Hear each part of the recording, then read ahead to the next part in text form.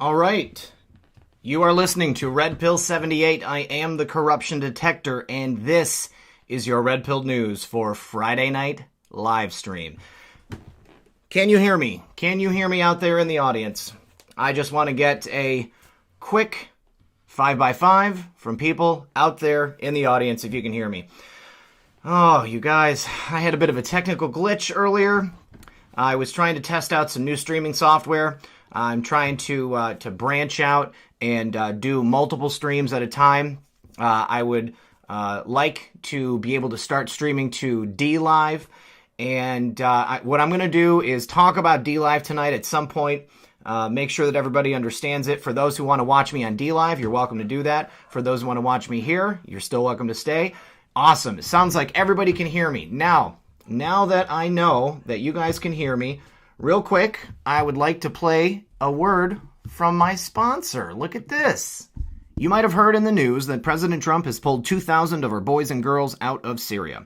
Just a while ago, he took an 11-hour flight in total darkness and secrecy to go out to Iraq with the First Lady and visit the troops there. "We are no longer the suckers, folks," was his storming declaration. With President Trump, you get what you see, and that's what we love about him. He delivers, and so does Noble Gold. They've put together this stunning solid silver coin to underline what a great job he's doing. With highlights of his achievements to date and a portrait on the front, any Trump supporter would be crazy about one of these.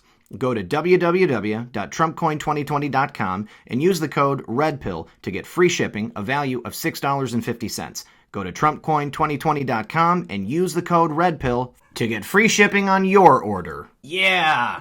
Awesome!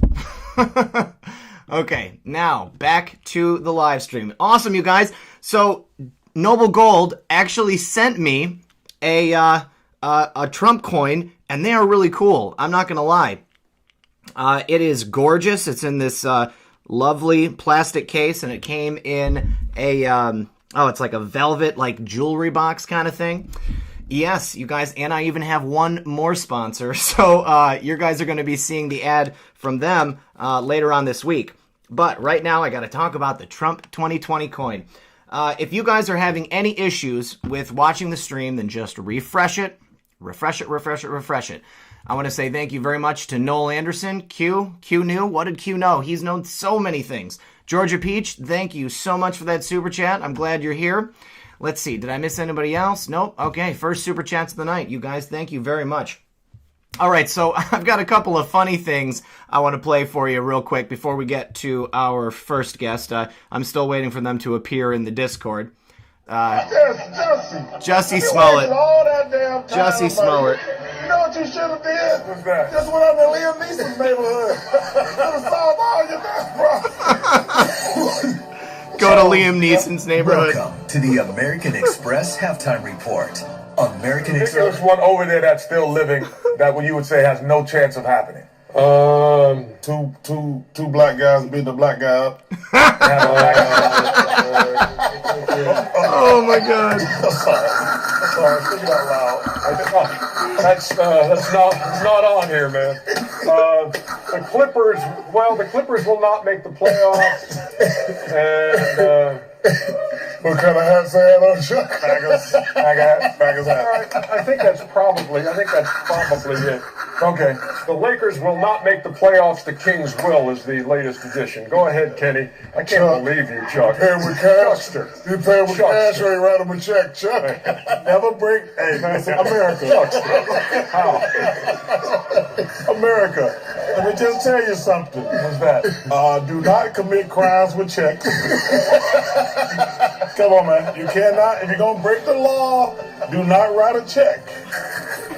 Because you're writing a check that what? Behind cash. Yo, man, you cannot cash up. Hey, get cash, man. I never used the ATM. Now, I heard you can only get $200 out of it. $500. Stop, literally. I'm about to make a lot of stuff to the ATM. I got one more question to ask you. Do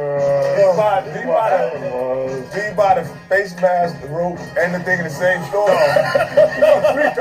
Oh my God. I cannot believe how slow Jussie Smollett has got to be to think that this was going to work, that he was going to get away with it. but it's glorious. It's so amazing. I am so happy. Why does this video, why no video? Is this a radio talk show? Okay, buddy, you're back. You're farther back, Jason. We're already past that. Sorry, guys. Sorry, I did not mean to have a technical glitch right there. There's another video I wanted to show you guys. A lot of people have been sending this to me. This is the Krasenstein brothers. You know these guys. They're all over Trump's feed. And what they want to do is make him look bad. Well, you know, they just look like idiots. Sunday 2 says, where we go one, we go all. Thank you so much. That is very true. Now, the reason I want to show this is because a lot of people, when I saw it, I was included, I thought, we got him. We got him. Except we don't got him. It was a hoax, all right? They concocted this video so that they could, you know, make us basically look stupid. Dana Finkler, where we bark one, we bark all. That's correct. You guys have got more pictures of the pets tonight, too. Okay. Hey, Terry, let me see here. Make sure that we have our mutes on to my special guests. All right, here we go. Let's go ahead and watch this video of Brian Krasenstein. Here we go. Okay, so this was just too good to be true. Or is that your job? I have several businesses, but you know, the Resistance is a really good group of people. It's spread throughout the country, probably throughout the world. I mean, it's just kind of, it's just what I enjoy spending my time doing. And of course we get paid, you know? Of course those higher ups pay us. So you're paid for this? It's not just like something you do because for your love of country? Yeah, I mean, people pay us.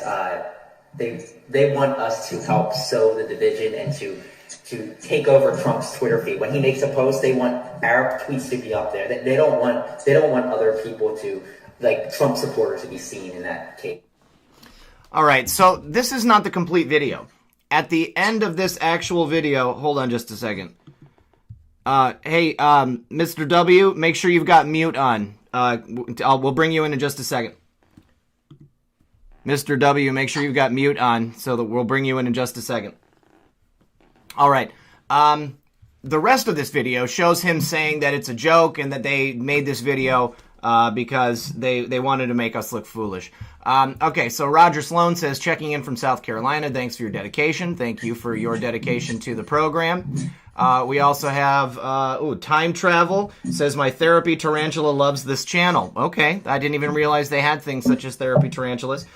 And we also have M Biggs, just they say $5, but that's not what it says. Okay, thank you very much, all of you, for those super chats.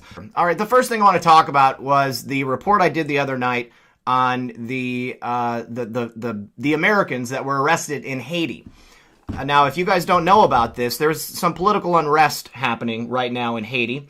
We've got, like demonstrations and tires being burned and, stuff like that.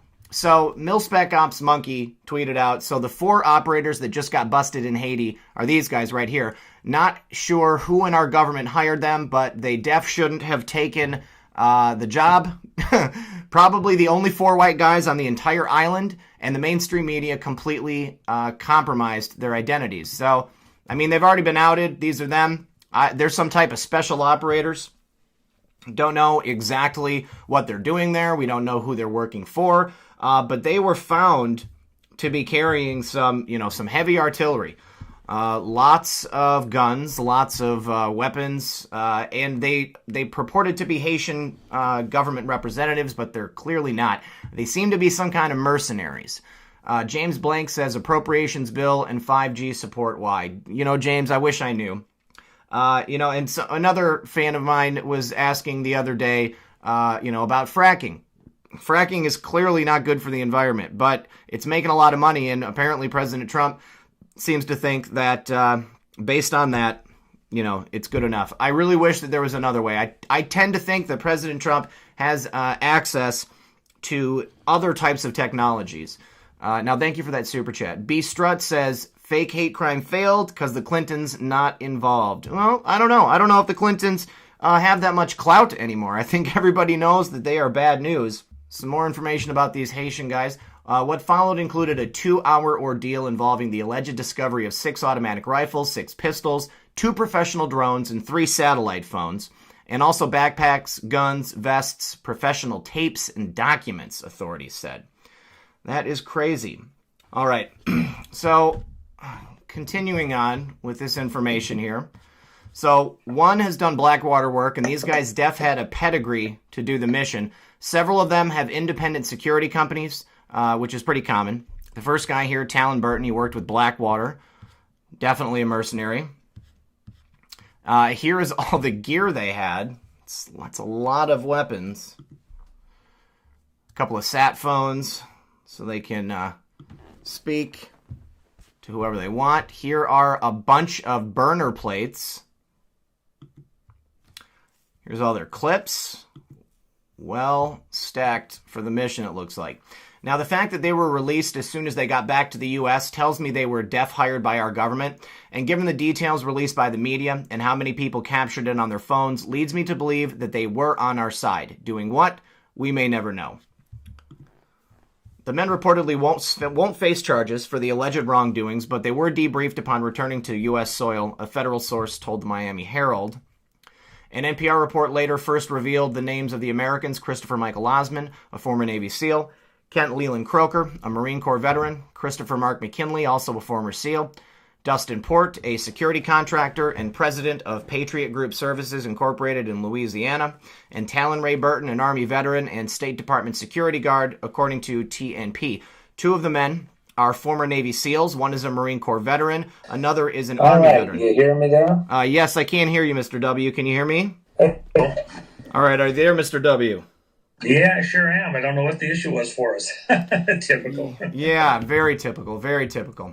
Okay, so let me see. So I can do it this way. Okay, now, Whitehat, are you there too? Can you hear us on the other line?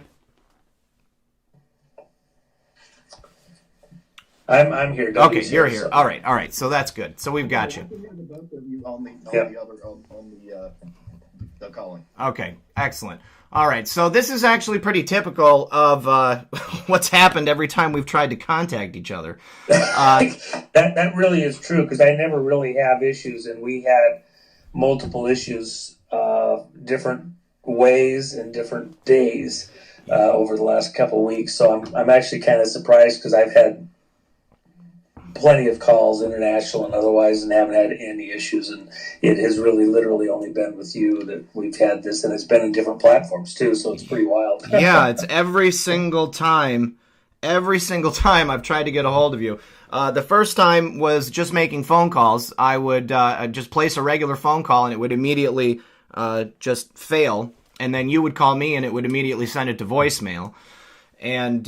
And now the Discord won't work, and thank God for the fact that we both have iPhones. That's great.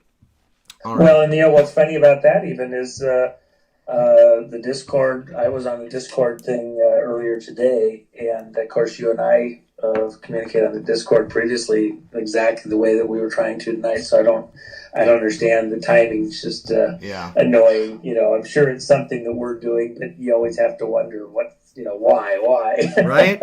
Yeah, it's a little frustrating, especially trying to do it live. Yeah, exactly. So, all right. But anyway, it's a beautiful Friday night. We got it, and I hope everybody's not too frustrated with our frustration. But yeah. Yep. I definitely appreciate everybody tuning in and sticking with us to get that going. All right. So the first thing I wanted to talk about was, have you heard about this incident that took place in Haiti? Yes, I did, just peripherally. I didn't hear all the details, but somebody had brought that to my attention. Of course, as you know, I've been dealing with a close friend who's also a fairly well-known radio personality that unfortunately she's in her last hours right now. And so I went to spend time with her over the last several days, and so I haven't stayed as much up to the rest of the world over just the last 4 days or so, because I was trying to put my full attention to her situation. And I, not to distract everybody with it, but of course it's one of those grounding things where it's you have to put everything else that we're doing and watching and talking about in perspective, because life goes on, and then also at the same time, for some people, life isn't going on, and so what's the more, what takes priority at certain times? Not for everybody, but, I took the ball on this one because we were very close, and she needed somebody to help with details, and also, you can get input from a lot of people, but sometimes you have certain people that you can work with better in a crisis. And she really wanted me to be there with her. And, that preparation for crossing over, it was just very critical. So I was glad to have that opportunity, but that took me out of the loop, which is unusual for me on some of the more current events. But yeah, I did kind of peripherally hear that we had an event there. I didn't get all the details. Yeah. So basically, there were 4 guys. There were 4 Americans who were caught there. They were doing some type of clandestine op, but they were a couple of guys that worked for Blackwater. There was an ex-Marine. There was a couple of Navy SEALs, and they were caught with 6 automatic rifles, 6 pistols, 2 professional drones, 3 sat phones. Also backpacks, gun vests, professional tape, and documents. Also a bunch of burner license plates, burner Haitian license plates, so that they could swap them out pretty easily. And they've already been brought home, and they're not going to face any charges, and the government's really not commenting on it. But, there's a lot of unrest there right now. There are people demonstrating against the Haitian government. There's, burning tires in the street. There's all these travel advisories. People are not supposed to go there. So I don't know if they were there to sow unrest or if they were to kind of to bring it back to a baseline, maybe. Well, there's so much that goes on that is right at the edge, unless you can't tell the players without a program. And it's very hard as an outsider to know with precision what's going on. The fact that they were brought home leads me to believe that this was an authorized activity to monitor, track, intercept something going on in Haiti. We have a lot of interest there, obviously. And it's close to home. There's a lot of things that we need to, keep under control there or be aware of there. And that's been going on for a very long time. And my guess is that one of the things that's happening right now, the people in Haiti are just absolutely livid with our deep state here, because they understand at the street level that a lot of people, a lot of organizations put together a tremendous amount of money, and they never saw any of it. And so they're just, and put it in perspective. If your kid is dying or has died, and there was stuff there available to help them, and they didn't get it, they're going to be pretty ticked, and they are. Yeah. They're very, and I think that they need to be ticked. One of the things, just as an aside, I don't know how many of your listeners know this, where did Bill and Hillary Clinton go for their honeymoon when they got married? Didn't they go to Haiti? They went to Haiti, and they went to Haiti to learn voodoo rituals and spells and special things. I mean, that was their honeymoon, really? If you go to Haiti, it really is, always has been in recent history, kind of a dung heap. Yeah. It's not a very pleasant place to go. I can't imagine going there for your honeymoon. It's just, even their top hotel, Motel 6 is a lot better than their top hotel. Yeah. At least it's very clean and tidy, and there might not be a lot of amenities, but they do a nice job. The sheets are clean, the towels are clean, they got hot water, they give you something for a reasonable price. And we have lots of stuff here that's like that. The top hotels down there, I remember going and looking at the water supply in one that was a very highly rated one, but there was a problem for people that had been there that had gotten very ill, and their filter systems were being run backwards. They were installed incorrectly, and the stuff that when I had them crack the pipe, the stuff that came out was like came from an alien. Oh God! Waste pit. It was horrible. It had never probably been cleaned since it was installed. It was installed incorrectly in the first place. And everything else. This is a top-rated place in the area. I'm like, oh my God, that's horrible. So, yeah, I mean,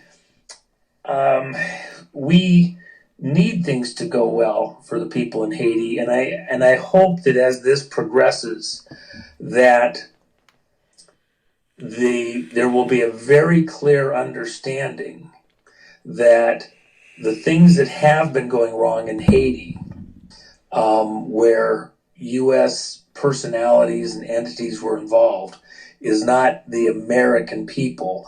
It was shysters, grifters, money grubbers who were taking advantage of that situation and had a plan. And they were victims of that more than they were victims of, the American people being willing participants in the bullshit that's gone on there. Yep. I hope we can turn that around for them. I certainly hope so, too. I mean, the Clintons stole something like $10 billion from Haiti. I actually just met someone from Haiti pretty recently, and I was surprised to find that they have a lot of gold in Haiti, like major gold deposits. Do you know anything about that? Well, that's been the allegation. Hillary Clinton's brother was going to run a gold mining operation out of there. The reality is, let me come at it from a slightly different perspective. Some of your people may remember, and if you don't, you can go look up on the internet and see pretty readily. There was a company about 20 years ago called Brex, BRE-X. And they were highly touted with all these gold mines and other types of precious minerals. And they had deposits in various places, South America, South Pacific, etc. And so some of the guys, and I knew guys at the time that were heavily involved in this, and some of the guys that I was dealing with at that time had said to me several times, man, we have stuff near there. We're not finding anything like what they're finding. Something isn't right. And I'm not buying what we're being told. So they just wouldn't invest, and they smelled a rat, but they couldn't prove it. And they didn't really have the time or interest to prove it. They just weren't going to invest in it because the stuff didn't seem right. And the numbers were just cooking away, and it was beautiful, and everybody's going to become bazillionaires, and the stock prices are going to the moon. Well, then a couple things happened, and other people went in and got access to the core samples that they were going by, and got other core samples in. I believe it was really shareholder driven, but I can't remember now. It's been so long. But the end result was that there were people that came out and said that they had salted the mine, salted the core samples, just adding a little bit of extra material to these core samples that made it look like they were much richer than they were. And so then, unfortunately, one of their key mining engineers was on a helicopter coming back from a location, and he accidentally fell out the door and died. Didn't remember to take his parachute or something. There was a couple of people that disappeared, committed suicide, things like that. And then the whole thing started to collapse, and the investigators came in and found that the whole thing was really just one huge scam. And all of this history that had really been going on for 10, 12, 15 years turned out to all be a huge fraud. Now, in the Haiti thing, the reality is I'm not convinced that there's the huge deposits there that are or portrayed as being there. And let me tell you what I really think is going on. Now, in the whole Q projects and this deep state thing that we're seeing going on right now, and then uranium one with the Clintons and stuff like that. One of the places that you'll see raised over and over again is Toronto, Canada. Yep. And because in Toronto, Canada, you have the big mining company that's based out of there. Barrick, American Barrick. Okay. And they have mining stuff all over the place. They've survived the ups and downs of gold mining and everything. But they have a huge mine down in Honduras. And interest in that part of South America and lots of other places, but that's one of their key ones. And they were the ones that were going to partner in going into Haiti and doing the work in Haiti. So let me just come at it from a slightly different angle that probably most of your listeners have never heard before. When Libya was being gone after. Oh, yes. And of course, now we know today that the State Department, Hillary Clinton, people around her in that group had a plan. Mm-hmm. And so let me just paint the picture for a second. Bear with me for a second. If you remember when Obama came into the presidency, his very first foreign trip was to go to Egypt. And then he made this big policy thing about, everything we had to do in the Mideast, etc. And that laid the groundwork for this Arab Spring, because the U.S. came in and started doing all this preparatory work. The State Department came in, did all this work, and essentially assisted and funded the Muslim Brotherhood. Egypt had a reasonably stable economy and government and association with us here in the West, especially with the United States. We went in and favored the Muslim Brotherhood, and behind the scenes, I was getting feedback from people that are there in the region. I remember sitting down with station chief for a 3-letter agency in one of the countries there in the area for dinner, and he was very concerned with the developments that were taking place. He had actually had to come in from retirement to assist and was looking for, recommendations for other people that he might tap to come in to assist with what they're doing. Of course, the piracy was going crazy off the west coast or the east coast of Africa, all sorts of things. So they were really getting slammed from a bunch of different directions. And then at the end of the day, Muslim Brotherhood is getting assistance behind the scenes. And of course, we saw that all through in our the appointments that happened, both the ones that you see visibly and the ones that are just out of sight, but people getting into positions with clearances and access and things like that. And they're Muslim Brotherhood people all through the Obama administration. Yep. Even in NASA, of all places, here a policy statement comes down that tells that down through the NASA projects, we have to find ways to include Muslims in every aspect of the NASA program. And in order to push that, it was just so pervasive everywhere. It was very politicized in favor of, they would say Muslim, and whenever they said Muslim, they really meant Muslim Brotherhood. Yep. And a very radical group. So long before Benghazi, 8, 9, 10 months before Benghazi, I had multiple conversations, and we were talking about the fact that we were expecting that this revolution was going to happen in Egypt, and the anticipation was it was going to start in Egypt. I told, dozens of people it's going to start in Egypt because of what they're doing. They're creating unrest in Egypt. We are essentially, as a policy, with what the State Department was doing, where the money was actually flowing, we were creating unrest in Egypt that this is our ally, this is our friend. And it was very disturbing. And we expected it also in Libya. So I had contacts in Libya. Now, the part of the part of that conversation, and I'm coming back to the gold in a few minutes, but I want to lay this groundwork, coming all the way back to Haiti. So everybody just stick with me in Toronto and things like that. For example, and I had stuff going on in Libya that I don't want to talk about now, but it's still out there percolating, and it's very disturbing. It's upsetting to me because of what transpired there. Libya, Gaddafi, for all that he's this bad guy, and I've even heard several people talking recently within this community, this kind of broader Q community, how horrible Gaddafi was and everything else.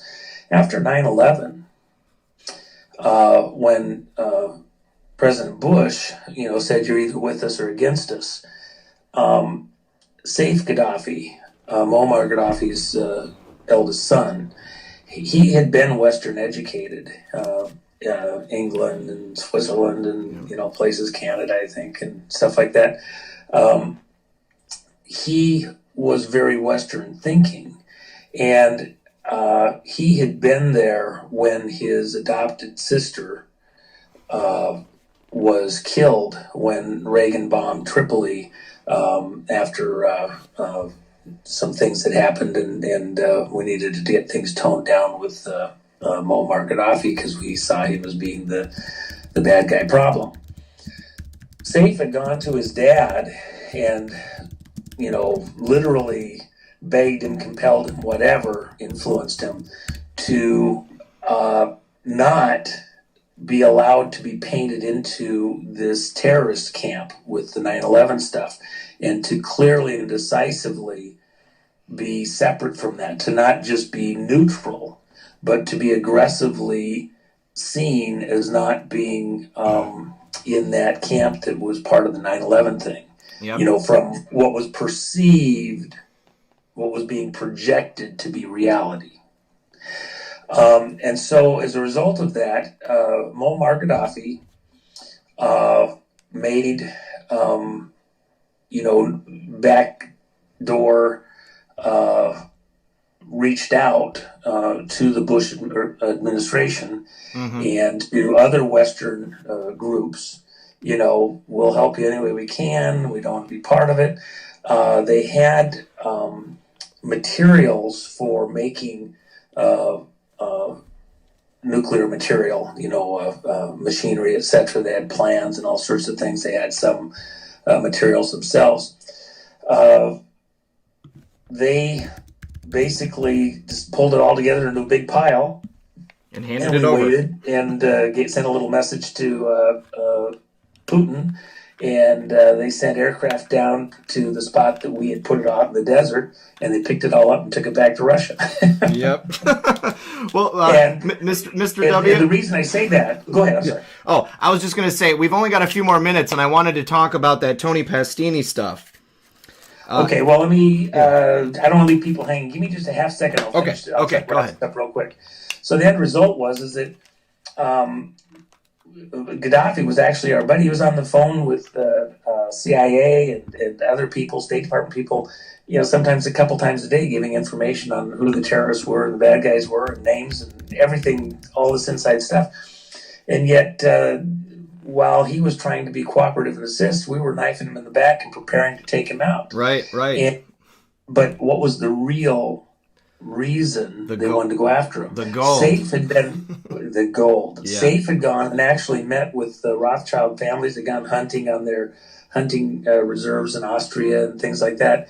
Been up to Greece and spent a significant time there in Greece trying to negotiate a deal because he wanted to make a currency for Africa that was gold backed. Yep. The number that's been passed around as how much gold Gaddafi had is not an accurate number. The number was $300 billion worth of gold. Yes, $300 billion worth of gold. Now, where did that gold end up? Over that. So, but hold on, I'm coming back to Haiti. What were they really going after with Gaddafi? They were going after the arms. They used, Libya had a lot of arms of different sizes and types, a lot of small arms, a lot of man pads, shoulder launch equipment like that. They did have some chemical stuff, but it was not very good. And some of it that nobody knows had come from South Africa, and it was being stored there in southern Libya. And even Gaddafi didn't ever know exactly what was there, didn't touch it because it was being put there by other people, including our own CIA. So, and that was shuffled up to go to Syria, but that's a different long story. End result is, here he is trying to negotiate, and that's the gold he's going to use. The Rothschilds and everybody else are trying to get him to agree to do something their way and not use that gold. They wanted to know exactly where it was at. SAFE is trying to negotiate it, and the Canadians are all in it, and who's in it behind the Canadians? It's the American barrack people. And so even when Gaddafi's about to go down, I had associates that were on the plane with the Canadian ambassador to the UN, on the tarmac with the plane idling, ready to go down, pick up the Gaddafi family and fly them to an island location where they were going to retire and stop and everything at the very end. And plane sat there, they wouldn't let it take off. They were trying to get information, and the French went in, led the way, and they got Gaddafi in the sights and got him dead. And they could not let him survive because they had to be able to get that gold. And so, sure enough, after he's dead, then the gold magically disappears. Where was the gold going to show up? Yep. It was going to show up as having come out of the mines in Haiti. Ah! There it is. There it is. That's why, so they had to have this story. Wow.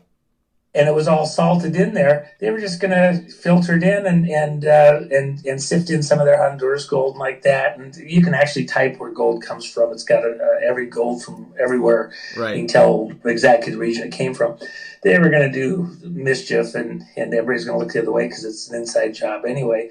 And that was going to be this huge amount of money to fund their little deep state operation another way. It's money laundering. It was gold laundering. You think El Chapo's big, they were going to do it bigger yet. Wow. And so it was Hillary's brother that was involved in that, and it was the American barrack that was involved in that. And in the Q operation, what are they looking at? They're always bringing up Toronto. Yeah. And then you have the mysterious little deaths here and there up there also. That's a huge part of it. So now let's go to the, I mean, I could talk for hours on that, but I just thought I'd give you that little thing as a teaser for people. So now let's go to this That's great. Guy that's out in the plane crash in Los Angeles. All right, so Tony Pastini, we've done a lot of research about Tony Pastini here on the channel. Now, we know that Tony Pastini had multiple names. And there is no reason given for him changing his name. He had that fake badge. He would tell everybody that he was a police officer. He wasn't a police officer. He would fly. He did all these, like seemingly clandestine things. To me, as soon as I saw it, they were burner personalities. None of it was real. It was all cover for his activities that we still don't understand what they are. But I have gotten some information from people in Nevada that said that he had some direct ties with, certain organized criminal organizations there. And I wouldn't be surprised if he was, some type of agent or some type of spook. And we were talking the other night about how there's this whole layer of, like not sanctioned, but they're contracted people working within the government for different people that are actually official employees. And they're used to do, things that perhaps us as Americans, the American government can't get away with doing. So I want to talk about that. Well, let me just ask you this real quick. Do we only have to the top of the hour, or do we have time after the top of the hour? We only got this 10 minutes. Yeah, we've only got the next 10 minutes because I've got to bring our other guest in. Okay. The thing that people have to understand is that the term that most people recognize is a non-official cover. And so you have people that are directly on the payroll. So, for example, in a three-letter agency like CIA, you have CIA officers. They like to think of themselves as James Bond. The reality is that most of them are essentially, they're just file clerks. They're just taking information, recording it, and passing it along. Mm-hmm. There's a few of them that do some, fairly heady stuff, but it's too direct. What they do is they manage sources or contractors, and those contractors being one remove, not officially on the payroll, but picking up stuff here and there, are actually doing the real heavy lifting, doing the, if you will, James Bond type stuff, universal exports or something. And as usually happens, for example, something that people would recognize, Iran-Contra. Yep. Well, the person that you didn't really ever hear of very directly, that was heavily involved all through the Tower report related to Iran-Contra, is a guy by the name of Don Hall. Well, Don Hall owns a 5,000-acre game refuge in Costa Rica, on the east coast of Costa Rica. And Army Corps of Engineers spent $17 million building a runway there for an emergency landing runway. Don Hall was an OSS officer during World War II, and then retired.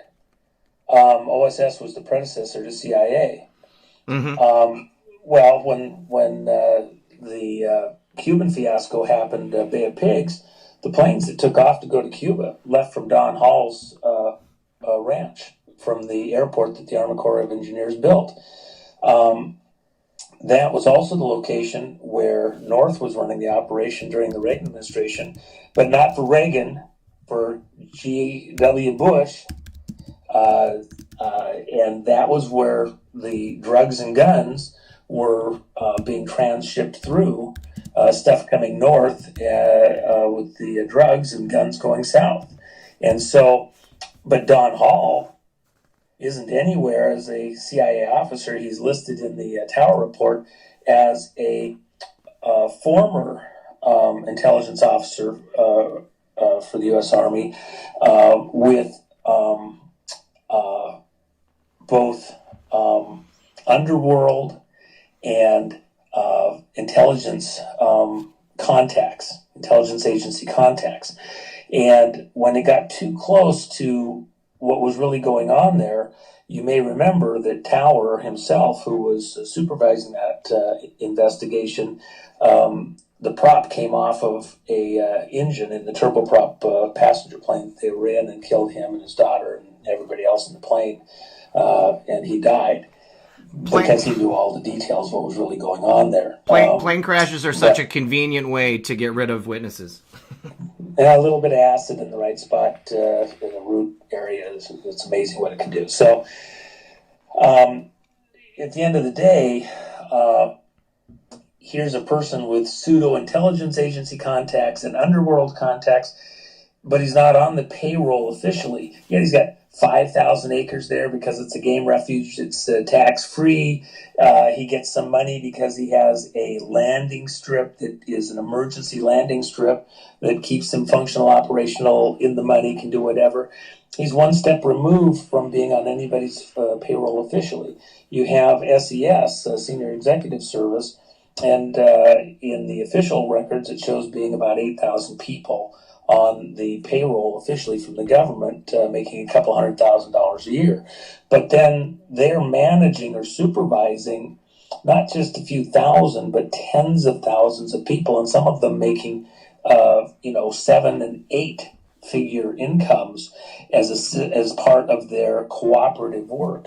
And then you also have people that own companies that are allowed to have a company that's essentially working for the U.S. government, but that's all not acknowledged. They're just there's a glad hand cooperative situation where these people running these companies are allowed to make profit, but they're being given government contracts in order to keep them viable, to provide a cover for their activities that are benefiting our intelligence operations and these foreign relationships where we need to promote something. And so, help the local situation, help some politician or whatever, be able to get money directed to them that's not trackable by Congress. It's black money, it's cooperative. And so one of the people that you've just heard in the news in the last few days is El Chapo. Yep. El Chapo was a creation of our own in many ways. Now, there's plenty of people who would argue all that, but guys who were in the field and saw what happened at certain critical moments when they could have put an end to his operations, they were diverted, and it wasn't by the Mexican government solely. Yep. The people on the take there. And the same thing happened in Colombia. If you understand where the drug lords came in Colombia, the kingpins, we made all of them. We centralized the drug trade in South America, and it was done for military strategic reasons because, and of course this was the stuff that I talked with Gary Webb about, and he wrote the articles on years ago that became kind of famous, that we under the Carter administration had been taking down a lot of these drug organizations, the key people, and as we took out key people, the lieutenants came in and began their own operations. So at the beginning of the Carter administration, we had arguably around 50 people that were bringing large amounts of drugs into the U.S., 50 families. At the end of the Carter administration, we had 500. We'd break them up, well, we were just, dividing them up, and we had more and more people. It's like the logic of why didn't the Israelis ever just take out Arafat? Because they were funding Arafat him. is a centralizing figure. If you know what Arafat's doing, if you got informants in his organization, Arafat's as threatened by the other people that want to be terrorists as he is by, say, the Israelis. He's keeping them under control. You watch Arafat, he'll take care of the other guys, and you'll know what's going on. It's the same thing as our logic when we centralized the drug trade. We said no finished cocaine coming in from anywhere in South America. The deal was done in Zurich. Don Hall supervised it. We had three-letter agency people and people one step removed from three-letter agency people that coordinated that meeting. That was the final official meeting where the agreement was made. We started out with 6 people allowed to bring drugs in from Colombia and through the facility there in Costa Rica. One of them wouldn't behave. We took them out in a rather dramatic fashion and sent a message to the other ones, and the rest of them behaved and did it exactly the way they were supposed to.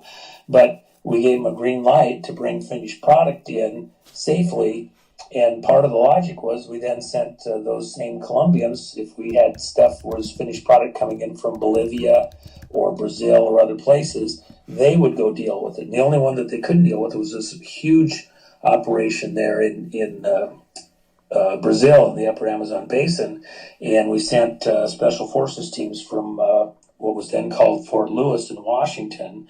It's now called Joint Base Lewis McChord. A very large operation. We went down and shut down that huge operation in Brazil. They had 200 aircraft. They had multiple huge drug labs, and then that allowed the things in Colombia to develop, and we were able to manage that much better. But we gave them a green light to the U.S., and that was really true. And yeah. But it was also done because we didn't want to have another Vietnam. We were fresh out of Vietnam. We couldn't get into a jungle war again. The people weren't ready for it, but we were having a problem with the Russians and the Chinese using drug money and managing those groups to get income to overturn the governments in South America and get a foothold in South America. And so we used the Colombian drug lords to fight our battles to keep the Russians and the Chinese in check, the Shining Path people out of Peru and other areas in there. And it was done for strategic reasons. It's a fairly involved conversation, but there was, arguably legitimate reasons for having these relationships. And that still leads all the way up to El Chapo. And so it's, the only other thing I'd add there is it's just like a pawn shop operation in the police. You set up a fake pawn shop, you bring in people that, let them sell their stolen stuff, and you just shine them on and give them money and all that. And pretty soon people know they aren't being scrutinized very much. They bring in more and more stuff. Now people are committing more crimes because they got a place to pawn stuff. People that might not have been committing crimes before or been so aggressive, because they got a place to get rid of it, they're committing more. Well, what if grandma gets killed by some mugger broke in the house and grandma just happened to be there and she gets killed. At what point does the pawn shop operation not become justifiable? When do you pull the plug? Is it weeks, months, years, when you finally have that party and go capture everybody? And that's the question with the South American stuff. Yeah. In all of that, you got pilots everywhere. And those pilots are having to ferry stuff all over the place. So I go to the Las Vegas shooter, and what was he? He was a pilot doing errands for the CIA with a nice airplane. And his money, supposedly, he's getting from gambling. Not getting it from gambling, he's getting paid off for his smuggling. No. He does gambling, and he does it visibly for a visible cover, a provable cover. It's plausible deniability. Yep. And once again, and also he was supposed to be getting rich off of gambling on the slot machines, which is just incredible. Video poker or something like that. But you don't get rich doing that stuff. You lose money doing that stuff. Well, Mr. W, I want to thank you very much for joining us. We got to let you go because we still got to get to our other guy, and we're going to go over some Q posts. So thank you very much, and hopefully we can continue this conversation. I know we'll be speaking privately. Yeah, I'm sorry we didn't have it coming on correctly at the beginning. I don't know that I had any control over that myself. That was something else. No. So we'll try again to get it right next time. All right, brother. We'll talk to you then. All right, super. Bye. Yeah, bye-bye.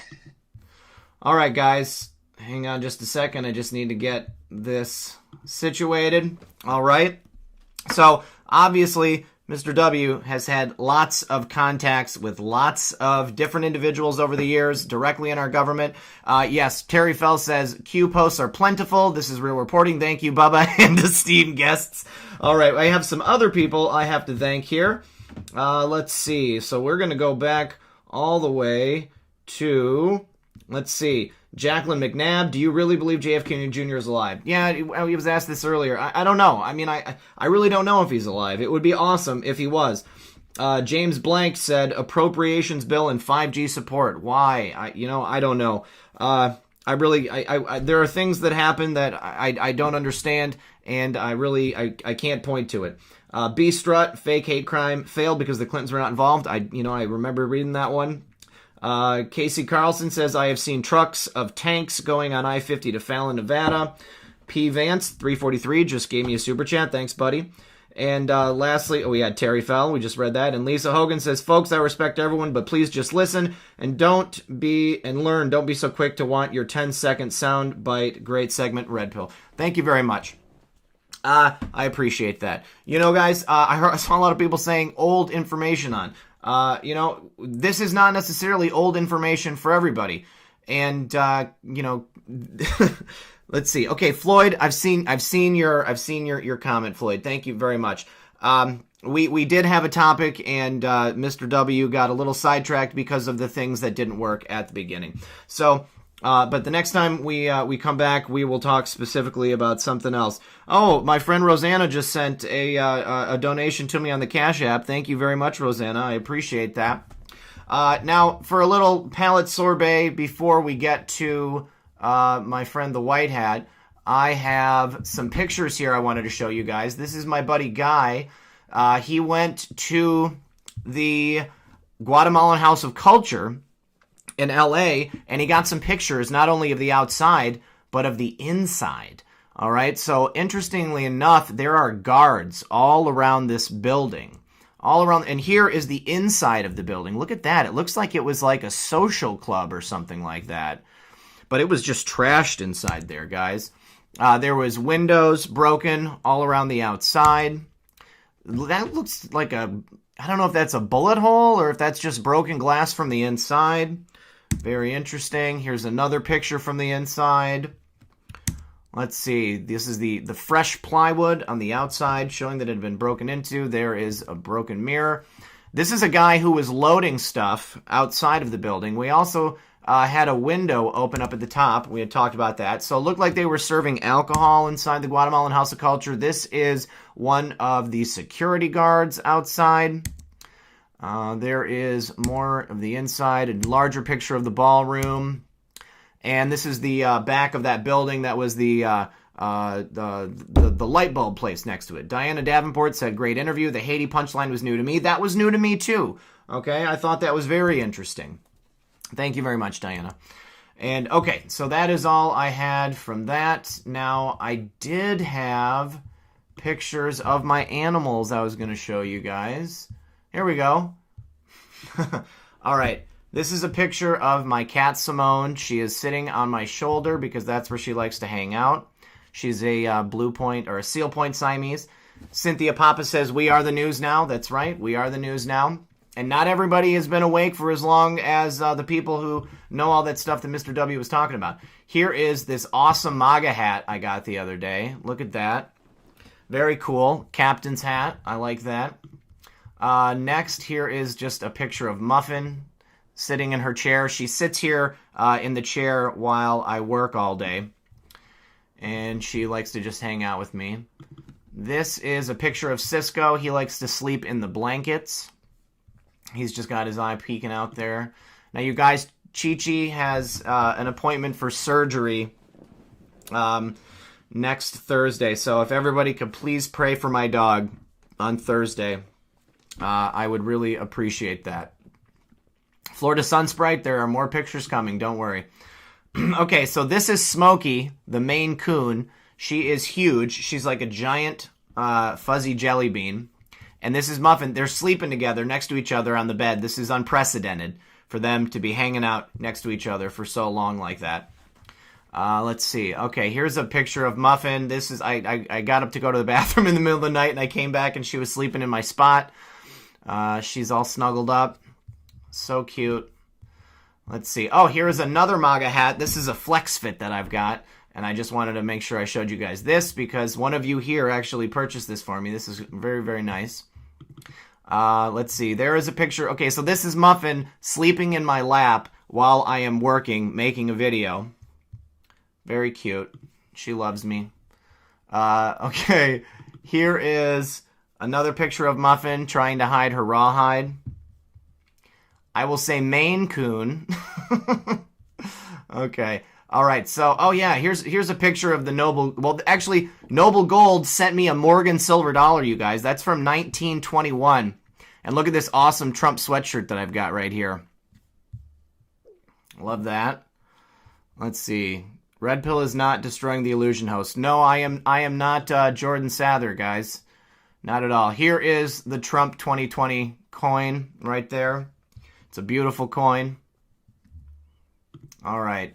So this is... no, I'm not going to show that one. That one's a joke right there. All right. So let's talk about these posts.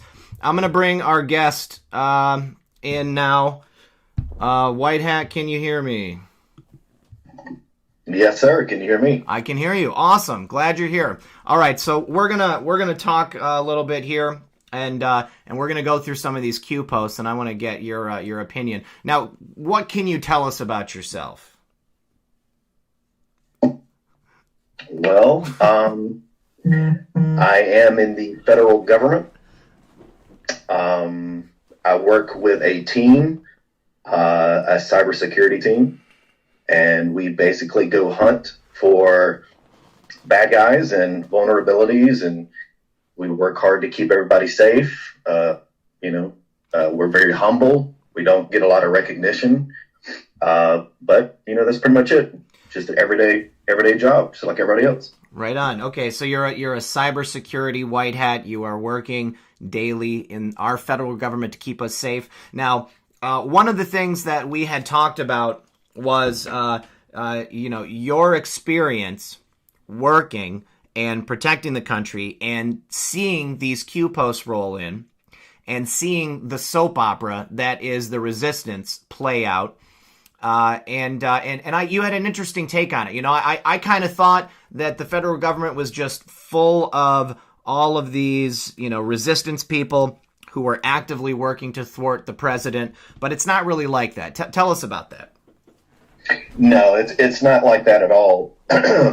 To be honest with you, I think like we talked about before, a lot of the people that I work with don't even know about Q, don't even know about QAnon. And everything that's going on with the government as far as the all the FISA abuse and the three-letter agencies, all the abuses that are going on, it's almost like watching WWE. We're not like that. I can tell you now, and I really wanted to make sure that I made this point. So I hope that Q, and I hope that Q plus, seemingly if that's the president and military intel, I hope they're listening to this. Yeah. Because I have a message for you. Okay. The federal government, the white hats, are all on board. We're all in line with your agenda. We have no quarrels or no misunderstandings about it. We're working really hard to protect the citizens of this country, and we are very proud of the accomplishments that Trump has been able to do, and we have his back 100%. And there's no question about it, no question. So I want everyone to have confidence in us. We have, let's just say this: we work tirelessly. It's in our blood to be the protectors. God put us on this planet. We have different gifts, and I believe the people, especially on my team, were born for this. And there's no way that any of us would, do some of the stupid crap that these people are doing. It's just unbelievable. But I want the public to know that we're going to do everything to keep them safe. And we're usually 3 months ahead of the news. Yes. So when you hear something in the news, normally we're about 3 or 4 months ahead of you. And, I don't know if you want to go into the whole cyber posts from, was it today or yesterday? Yeah, let's. Okay. So I have a little bit of info on that. Okay. So the issue about, I guess it was saying the domains are not safe and that sort of thing. Actually, about 2.5 years ago, the government came out with a mandate that everyone needed to be at a certain standard as far as security, the TLS 3.0, that sort of thing. Basically, the government made sure that this would not be an issue. And so much so that at this point, if you are not up to par, or if you're not up to that standard, systems will be shut down. They will not even let you be online. So to be scared and to see something come out that says, hey, the internet is in trouble, and that's something that, trust me, there are countermeasures. We are ready, and we're very, very prepared. So this is fear mongering, you think? Absolutely. Okay. So just another Y2K to freak people out and destabilize them, maybe to sell a product eventually. Well, I mean, possibly, but the thing about it is, I think I've mentioned this to you before too. I'm in the computer business pretty much, and I don't own a computer. Mm-hmm. Okay, old boss of mine used to say the safest computer is one that's in your backyard, beaten with a baseball bat and buried in the dirt. So there's always a way for people to, cause problems, but we work 24 hours a day. I mean, we have a team. If you've seen the Jason Bourne movies, the war rooms with the TVs everywhere, the screens. That's what it looks like for me at work. Wow. I mean, that sort of thing is legit. That movie is really, really legit. Really, as far as optics. Okay. So trust me, everything is monitored 24/7, 7 days a week. I mean, it really is, and we work really, really hard to keep everyone safe. So, do you have any suggestions for those of us that have computers that want to stay safe? Like, I mean, Mark Zuckerberg putting electrical tape over his camera and his microphone and stuff. Well, stuff like that. I mean, use your common sense. Yeah. But don't fall back on your patches or your updates. Okay. The fixes for some of these things. Sometimes they're in the patches and they're in the updates. Just make sure you're on top of that. Yeah. And just watch your hardware, and you should be fine. All right. All right. Tell. Has there been anything else in the Q posts recently that like got you juiced up and excited when you saw it? Excuse me. I mean, I'm still. I still do not believe that the helicopters were picking up a biohazard. I'm still sticking to my story on that, but honestly, there's been so many posts, it's making my head spin. Like, I'm almost like, who is this guy? It seems like there's two guys, and they're posting so much. Oh, I think, and it's hard to keep up with it all. There's gotta be like, I mean, it's been said multiple times, less than 10. So, you count the president, let's say we got 8 other people. Oh, real quick, Michael Bachensky says, never rejoice in the executions of justice that is coming. God requires us to grieve for them. God allowed all to do and choose his will. Some have failed, and that should sadden us all. And I want to, echo that.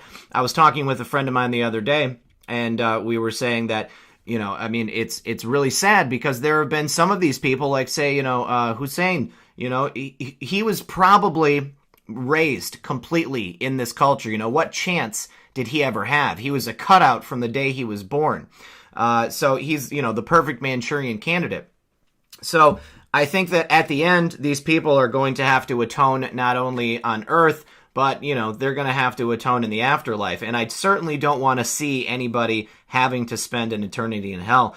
But I think it's undeniable that some of these people are going to. So that's a very good point. We should not be rejoicing, in these people having to, to face their maker for the things that they've done. It would be much, much better if they hadn't done it in the first place. Now, you hear something that I wanted to talk about. There was post 2876. Hillary Clinton had posted a very interesting tweet. It's a report from Politico. A wide-ranging disinformation campaign aimed at Democratic 2020 candidates is already underway on social media, with signs that foreign state actors are driving at least some of the activity. So here they are covering their tracks, trying to blame all of this information that's coming out, everything that we are talking about, and put it on, again, Russia and bad state actors. It's such BS. And they actually went through, if I'm not mistaken, they went through and named some particular accounts. I saw a graphic. Let me mention something about that to you. Yeah. So my theory on that is that Twitter post was bait. Okay. So here's the thing. If you are looking at something like that, you get upset about it. They know that you're going to go to it. They want you to click on these links. And how is it that you get malware? How is it that you get tracked? Yeah, you click on links that you're not supposed to be clicking. So what did the Q post come out and say? Okay. There was an embedded situation going on. Yeah. And then they came out and named all of these people's Twitter accounts that had been flagged. So, and Red Pill, I looked for yours. Yours was not on there. And funny enough, neither was mine. My guess is that was all the people that had visited that post. Yeah, I was working all day, so I didn't even get a chance to see it until just before the show. So I was barely on Twitter. But we just had a question from Zak Paine in the audience. He says, "Thank you, White Hat, for your service. Do you attend DCon in Vegas? And your thoughts on Israel?"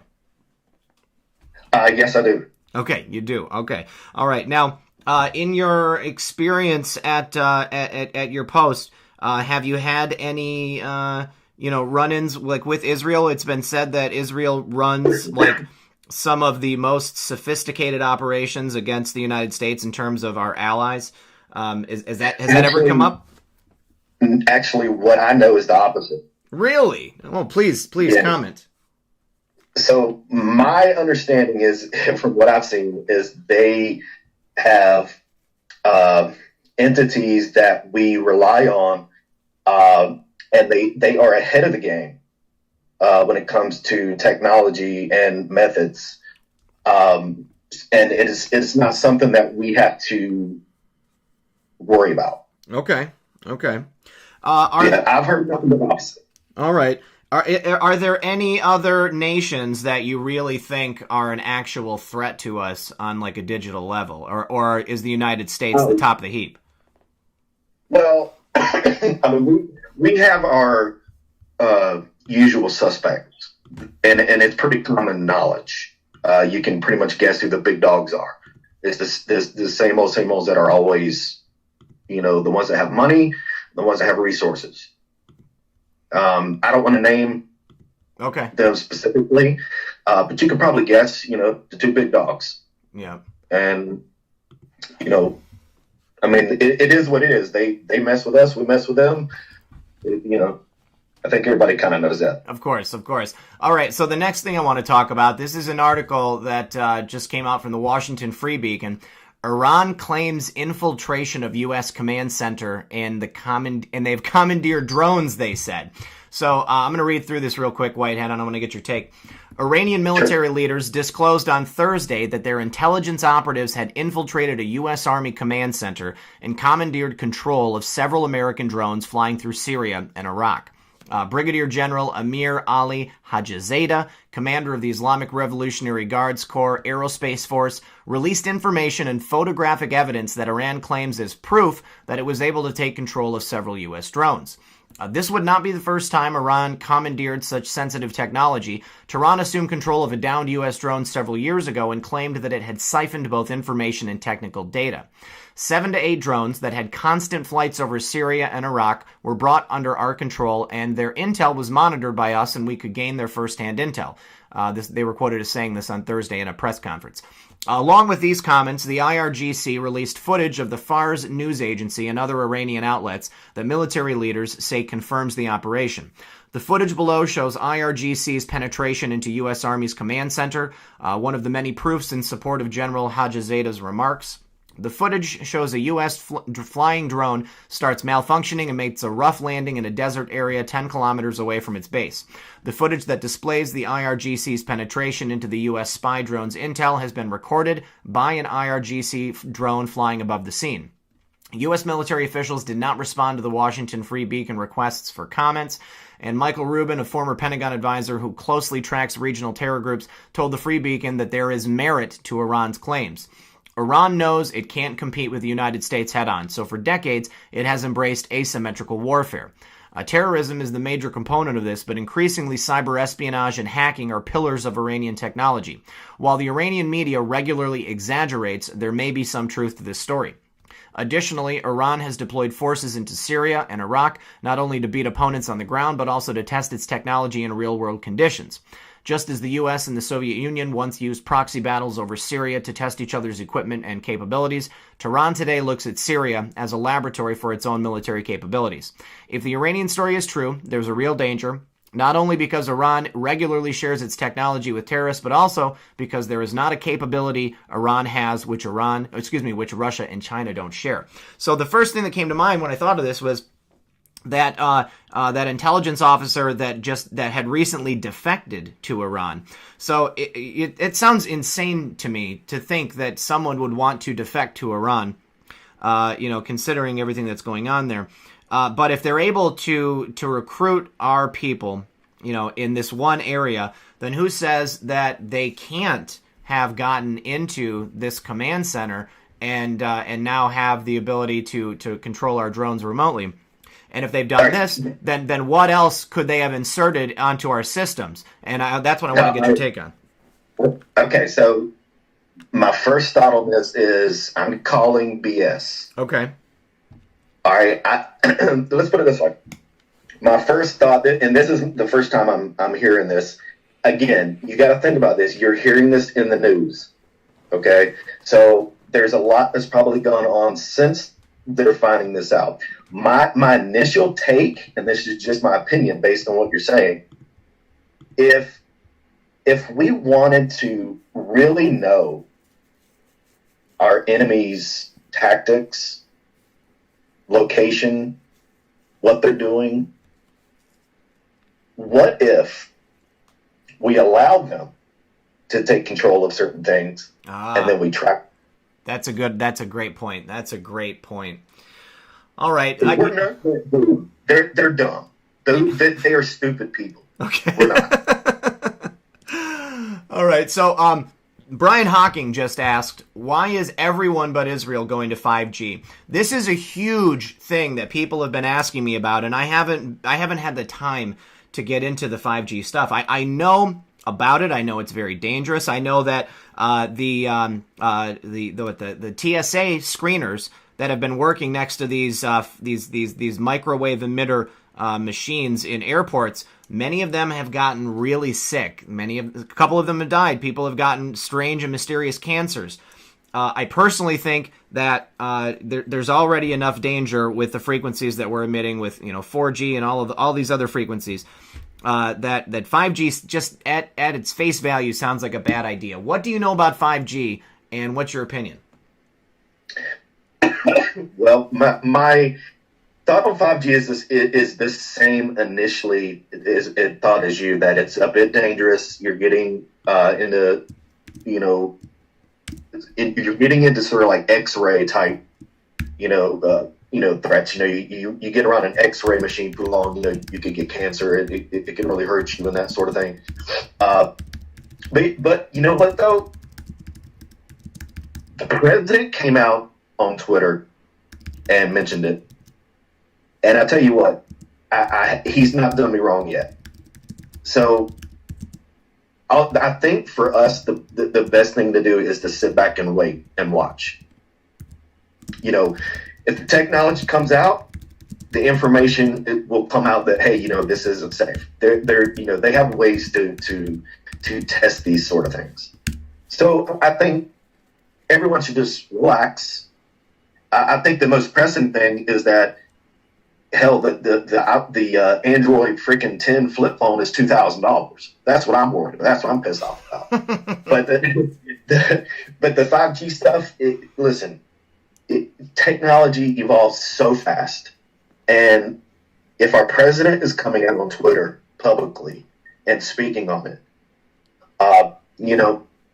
best thing for us to do is to remain calm, trust them, sit back and watch, and see what happens. Okay. All right. Okay. So, what other sauce can you give us? Well, I thought very interesting news today about Kraft was pretty interesting. Yes, hang on. I got that article right here. Yeah, so actually one of my high school buddies is the cameraman there in town. And he told me that Kraft is not the big fish. Yes. I heard this myself. I heard that this is going to ensnare many other people, and many people higher than him. Let's go through this article.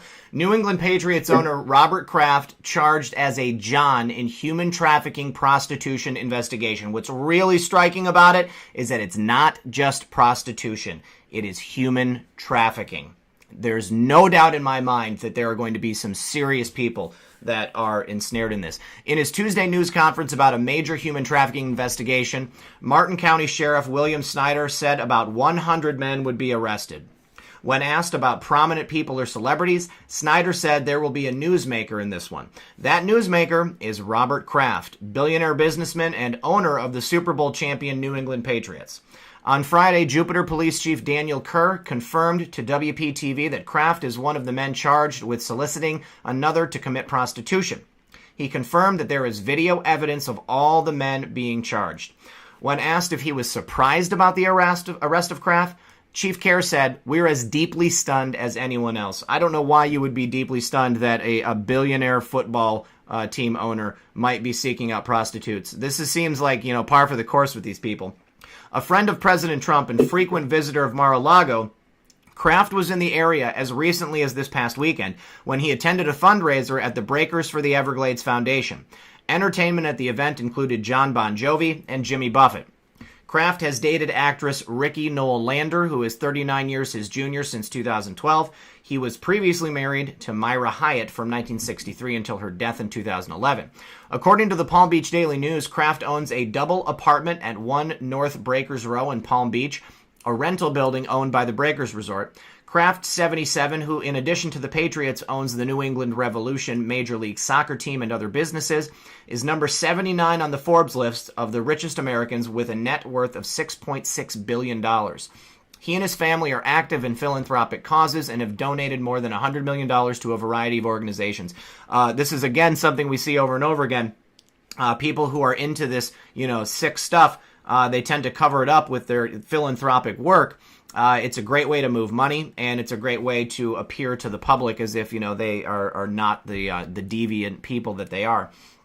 Kraft go ahead. Let me kind of say something here. All right, so everybody think about the timing, okay? Think about the timing of this. Look at the Epstein investigation. That's the next thing we're going to talk about. Look at how everything is unfolding. What was it that Q said? Phase 3.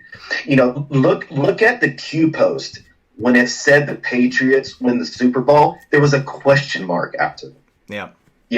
That to me tells me that there's some bad actors going on here. There's a lot of stuff going on. Your first guest had mentioned that Hillary Clinton and Bill Clinton had gotten married in Haiti. Mm-hmm. Can you guess what island is near Haiti? Dominican Republic's right there, isn't it? That's right, but so is Epstein Island. Oh, yeah, it is. And the only way that you get there is via boat. So, don't be fooled, by this whole, hey, they're vacationing in Haiti. They're, these contractors that were down in Haiti, do you think that it's a coincidence that they're down there while this Epstein situation is going on? Oh. And also, I heard that Epstein had spent $29 million burying his underground tunnels. Yes, I had heard that too. Yes. So there's a lot going on, and now that Kraft, excuse me, I got a little cold. Kraft is being indicted or whatever. Yep. And there's somebody that's above him that is about to. I have to wonder. The post that said, "Look for the Clintons' public health to deteriorate." Yeah. I got the thing. I wonder if Bill's a part of it. Oh, I would imagine. I mean, he was a frequent visitor to Little St. James Island. Thank you very much, Tyrone. I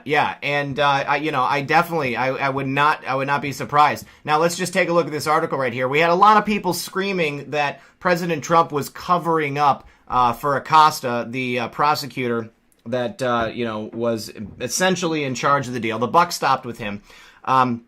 But it was announced that the White House said Friday it was looking into Labor Secretary Alex Acosta's handling of a secret plea deal with wealthy financier accused of sexually abusing dozens of underage girls. A federal judge ruled Thursday that prosecutors in Florida violated the rights of victims by reaching the non-prosecution agreement with Jeffrey Epstein. Acosta was the Miami U.S. attorney who oversaw the arrangement. President Donald Trump said that he didn't know much about the case, but volunteered that Acosta has done a great job as labor secretary. As for the Epstein case, Trump added, that seems like a long time ago. Trump's spokeswoman Sarah Sanders called it a complicated case. She added that it was something we're certainly looking into and that they made the best possible decision and deal they could have gotten at the time. I take issue with that. But asked if Trump still had confidence in Acosta, Sanders said, again, we're looking into the matter. I'm not aware of any charges. Now, Technofog, hang on, I need to close out some of these links. Technofog had actually posted documents from this. This is the full 33-page ruling in the Epstein plea deal case. Now, so Acosta actually wrote, glad we could get this worked out for reasons I won't put in writing. What do you want to bet that those reasons they can't put in writing are all of the people that are connected to Little St. James Island and Epstein? Okay. Yep. Since Kraft is right down there, I would like to see if perhaps he was a visitor to Epstein's Island, in the same manner that Bill Clinton was. But think about this too. Who is it on on television that was just threatened about being on the Lolita Express? I know that. The Harvard lawyer? Yeah, Dershowitz, yes. Right. And what did he say? He said that A couple of that they were trying to blackmail him, that they were using it to they were making up stories about him to try to leverage him, and that's what that whole case was about. What did he threaten to do? He's going to expose them. Well, how about that? I cannot wait. I cannot wait to see that. That is definitely coming. I think that probably the reason that President Trump, acted kind of laissez-faire, hands off about this, is because he knows that it's being taken care of. It's happening in the background, and people, not many people are saying nothing's happening now, because we are seeing these people slowly get picked off, and I think they're starting, with pretty high profile people, but it's bottom of the barrel. It's the lower rungs of this ladder. Oh, they're working their way up, man. Exactly. They are totally working their way up. Yes. Here, I'm going to run through these documents here, see if there's anything interesting. On the DOJ prosecution, they never conferred with the victims about a non-prosecution agreement. I read a book called Filthy Rich, and it was very interesting. It was about this whole Epstein thing. It actually made Alan Dershowitz look, pretty guilty, but, I tend to trust Alan Dershowitz, especially after what's been put on the Q post. Carissa Harturnian says, thank you for showing up. Also, Matt Geo said, trust me, 5G shrinks your peanuts. I can't keep an elephant around to save my life. Okay. And, let's see. So that's all. That's all for those comments there. Now, let's see. So the DOJ was conspiring with Epstein's lawyers. I mean, they've actually announced that that the deal was no good. So, this is going to come back, and if Epstein's is that possible? Can his deal get revoked at this point, and then he can face like future charges or something like that? Do you know anything about that? I don't know if double jeopardy or anything like that goes into effect here. I'm not 100% sure, but here's the thing though. I think this is going to end up being bigger than we imagine, because I have a theory though about the whole 25th Amendment issue. Okay, go for it. I think the 25th Amendment is a smokescreen. I think the whole thing is a smokescreen to cover up with the human trafficking. I think it's going to come out that okay, so it's subjective. They said they thought that maybe the president couldn't do this and couldn't do that. Okay, whatever. They keep playing that over and over and over on the news.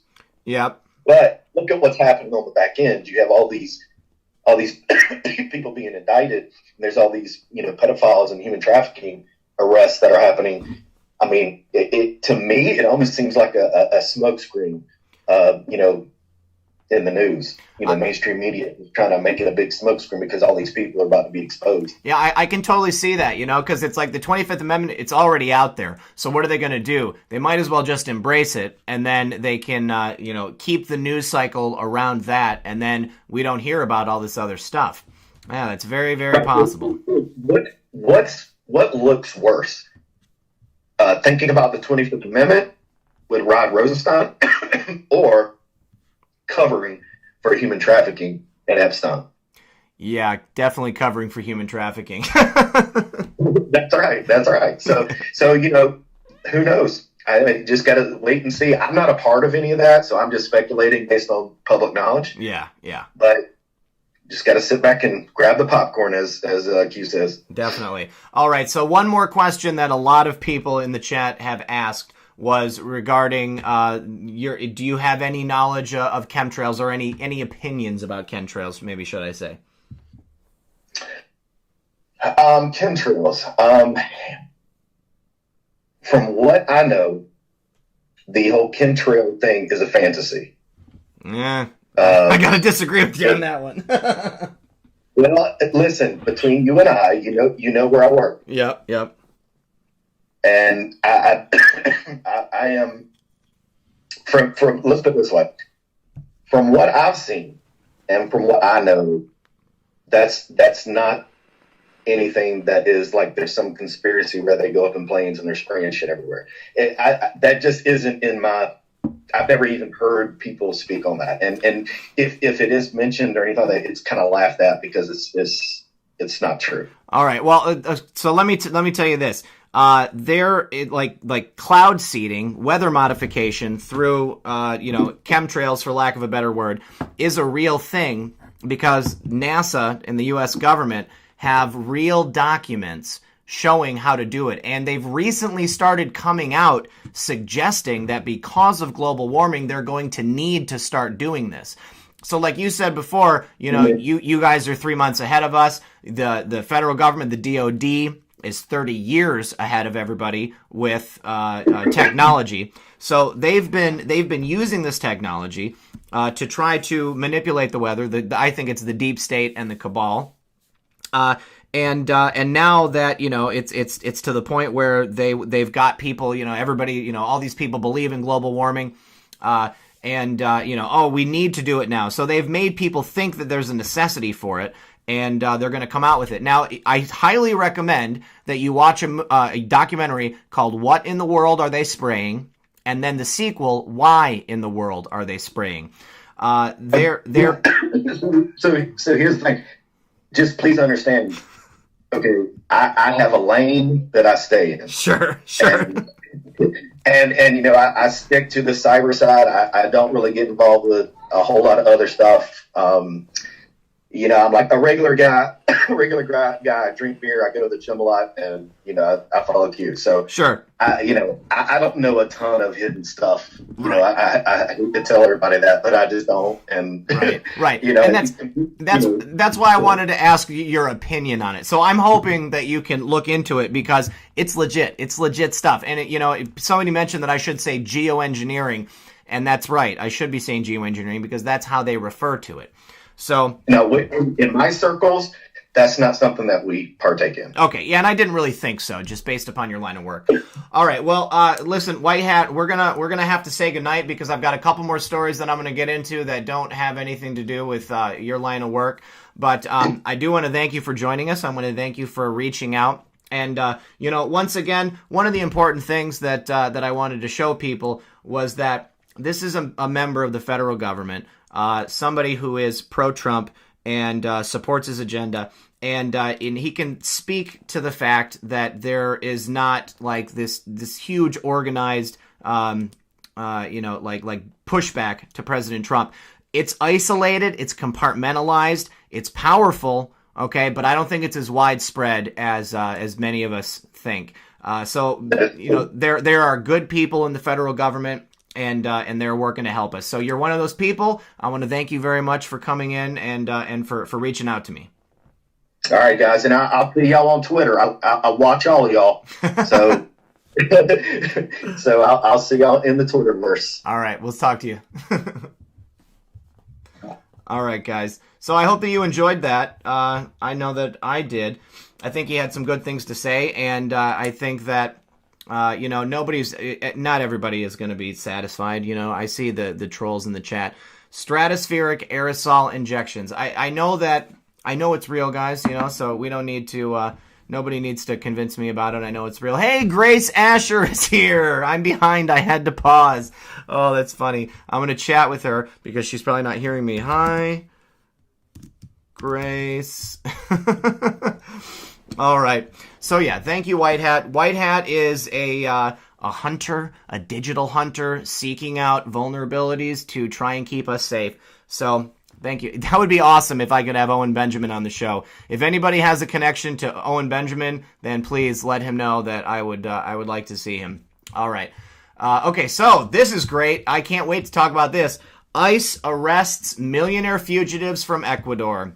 U.S. Immigration and Customs Enforcement this week arrested 2 millionaire fugitives from Ecuador whose family donated heavily to American political campaigns. Roberto and William Isaias, 74 and 75, were detained Wednesday. Oh, sorry. Hit send. Thank you. Okay. They were taken to a detention facility for undocumented immigrants awaiting deportation, the New York Times reported Friday. Owen Benjamin is a comedian. He's hilarious. ICE, and he's recently gone on this trip where he is, waking up to all of these things that we talk about. It's just interesting to watch. The Isaias brothers were convicted in 2012 of embezzlement by an Ecuadorian court and sentenced to prison terms in absentia. Since then, they have been living in South Florida for nearly a decade. South Florida coming up again. The brothers have denied any wrongdoing, claiming the Ecuadorian government politicized the case and wrongfully seized their assets, the Times reported. The Ecuadorian government alleges that the brothers cost the country $400 million and has sought their extradition for years. As Ecuador sought the duo's extradition, the Isaias family reportedly donated tens of millions of dollars to members of the U.S. Congress and $90,000 to former President Barack Obama's re-election campaign. Zach says, great segment, RP. Thank you very much. I'm glad that you enjoyed it, buddy. I'll do my best RPG impression. I need to work out. I don't know. I don't even know. I voted for reducing consent to 12 years old. The Department of Justice rejected Ecuador's extradition request a year after the brothers' donation to Obama's re-election campaign, saying the request lacked sufficient proof. The Obama administration has denied accusations. Man, why'd they do that to me? Has denied accusations. Where did it go? By the Ecuadorian government that its decision to deny the request was impacted by the donation. Alvin Davis, the Ecuadorian government's lawyer in Miami, told the Times that a new request for extradition is pending. ICE said the brothers are now expected to appear for a deportation hearing. Davis said the government is preparing to fight for $1.3 billion in damages after winning a civil case in Florida against the Isaias brother. Roberto Isaias previously denied making political donations in exchange for favors, according to the Times. My family has given to about 20 congressmen who fight for human rights and fight for free speech in Latin America, he said in 2014. That is legal. Let's see here. You guys, somebody said, get your hustle up, says something about flat earth. Man, I have a hard time swallowing that the earth is flat and that we're going to fall off the edge of it. I have to see evidence. And, maybe NASA is fake and stuff. I believe that. Michael Pachinski says, 1,000 likes. Does this video work better than $1 you cannot afford? Great chat room here, and the work is better. Thank you very much. I appreciate that. Yeah. We got 2,000 people watching right now. If everybody went and liked it, we'd have over 2,000 likes. That would be great. Let's take a look here. So what do we cover so far? Oh crap. Undo close tab. Some news coming out about I watched part of that SGT report, you guys. I got to a certain point and I had to get back to work. But I do want to finish it. I really like Sean. I love SGT report. God's guy says Ephesians 5:11 have nothing to do with fruitless deeds of darkness, but rather expose them. We love you, RP. I love you too. And that's exactly what we're doing here. Thank you so much. Guy, I was going to make reference to that earlier, but I got caught up because of the problems we were having with Mr. W's call-in. We're here to expose this stuff. This is, I don't want to be involved with these people. I don't want them screwing up our country and our world. I think we're better than that. I think that something is up with Antarctica. You're right. But, I don't know. Pagan Patriot, buddy, we got to get you on to talk about your service. Editor's note, I have not and never have been in communication with anyone from the Eastern District of New York Department of Justice. My source in this story is a lawyer familiar with the case. According to a reliable source with information about the ongoing investigation of NXIVM, a superseding indictment is around the corner and it will be a monster, the lawyer says. Prepping Sapper says, toujours prêt, be vigilant, be prepared. There you go. That's a good one to say. Let's see. It will include new charges for Keith, Claire, and others, and will name new defendants. All told, the new monster superseding indictment will surpass, the source says, everything heretofore charged put together. As for longer sentences, the source says that Claire, Nancy, and Lauren will have additional charges that will greatly extend their present vulnerabilities, which presently range in the 3 to 5 year prison sentencing guideline range. As for Rainieri, who is facing life in prison already, he may earn enough new charges to put him behind bars for several hundred years. Based on the charges, and if he is convicted, which seems likely, he will go to a supermax facility. He will never see daylight again. He will die in prison. Kathy Russell and Allison Mack, the sources said, are less likely to be hit with significant new charges.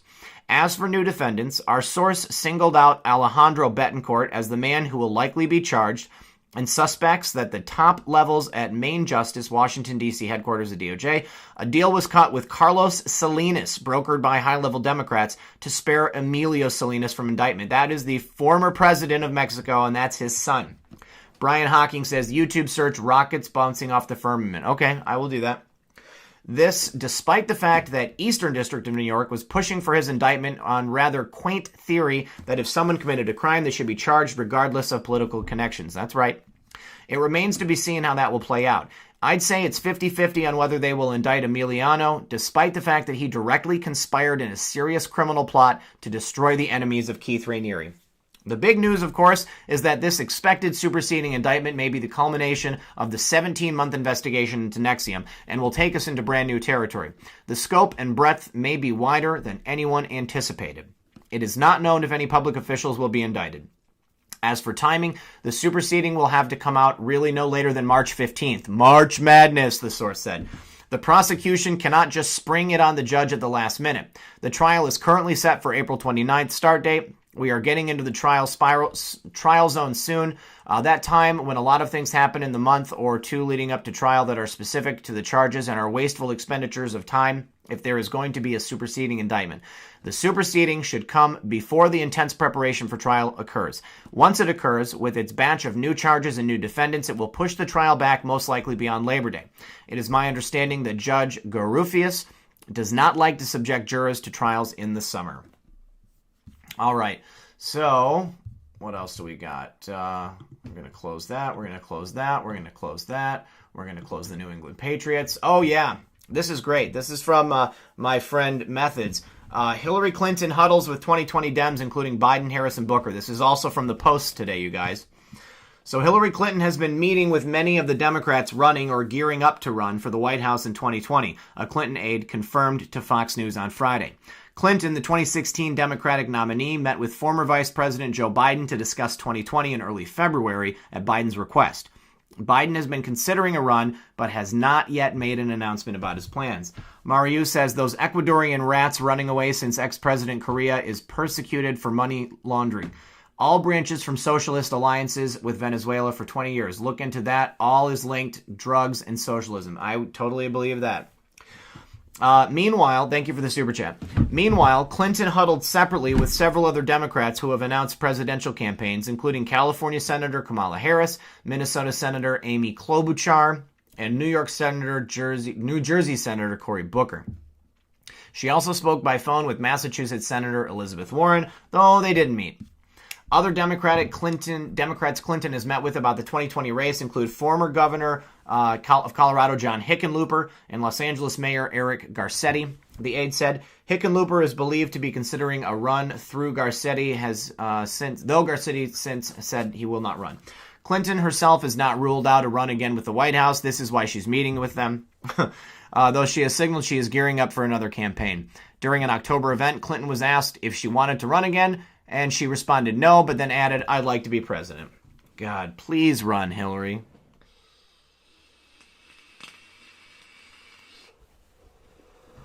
Please run. If Hillary Clinton ran for office again, it would be amazing. Oh, this is great news, guys. Julian Assange was granted a new Australian passport. Fugitive WikiLeaks founder Julian Assange has been issued a new Australian passport after lengthy negotiations over whether he was subject to an arrest warrant for a serious foreign offense. A Department of Foreign Affairs and Trade official confirmed in a Senate estimates hearing on Thursday that Mr. Assange's 2018 application for a new passport has been accepted. Consular and Crisis Management Division First Assistant Secretary Andrew Todd said Mr. Assange does not have an Australian passport. Wait a minute. Does have an Australian passport. Let's see. How many likes do we have now, guys?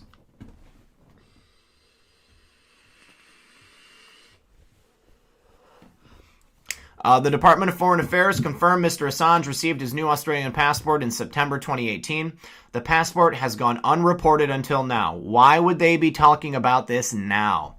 It's an important development for Mr. Assange amid reports the Ecuadorian government, which has housed him in its London embassy since 2012, after Swedish authorities requested his extradition as a suspect in a rape case, may be preparing to end his political asylum. Swedish prosecutors announced in 2017 they had closed the rape investigation. The news passport makes it possible for Mr. Assange to return to Australia. He has been without a passport after his previous one expired several years ago. Australian barrister and advisor to Mr. Assange, Greg Barnes, said credit was owed to Australia's former Foreign Affairs Minister Julie Bishop, who he said had gone to great lengths to ensure Mr. Assange's rights as an Australian citizen were upheld by being granted a passport. Isn't that interesting? Julie Bishop is the one that I was talking about last night that just resigned from her seat in the Australian Senate. Huh. I wonder if that's part of the deal. She had to help Assange get his passport back, and then she had to resign. Miss Bishop announced yesterday she was quitting Parliament at the next election. Mr. Barnes said it was time for the Morrison government to get more active in resolving Mr. Assange's situation. The Australian government does have a role to play in the resolution of Julian Assange's case. Despite his isolation, Mr. Assange continues to be at the center of some of the world's biggest news stories and has hosted celebrity visitors within the Ecuadorian embassy, including Pamela Anderson. Most notably, Mr. Assange and WikiLeaks have been key elements of the U.S. Justice Department probe led by Special Counsel Robert Mueller, which is examining whether any members of the Trump 2016 campaign conspired with Russian operatives to influence the presidential election by hacking Democrat Party emails to damage candidate Hillary Clinton's prospects. Prepping Sapper says only 19 shills disliked. LOL. Patriots unite. Thank you for the super chat, and that's right. We've got 2,079 people watching now. WikiLeaks released embarrassing emails. We are very aware of that. Let's see. I think this is pretty interesting. The fact that we've got the end of the Mueller investigation coming up. If Julian Assange has a passport, that's a possibility. He could be coming to America to testify. Because if anybody needs to testify, it's Julian Assange. Because he can tell us who gave him that USB drive. Seth Rich. All right, let's go ahead and close that out. Oh, God, I've got to talk about this, guys. Has anybody here been to the Grand Canyon? I would like to see a thumbs up if you've been to the Grand Canyon in your life. Because I'm about to give you a bit of a shock.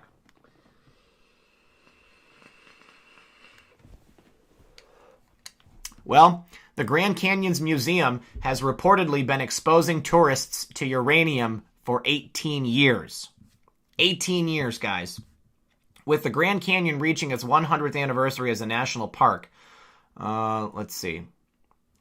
What should be a celebration has taken a scandalous turn. Reports from the Arizona Republic show that for 18 years, anyone who walked by 3 paint buckets within the National Park's museum, they were exposed to unsafe levels of radiation, guys.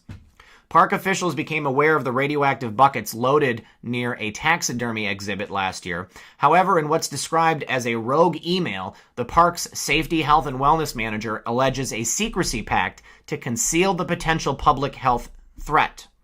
That is crazy.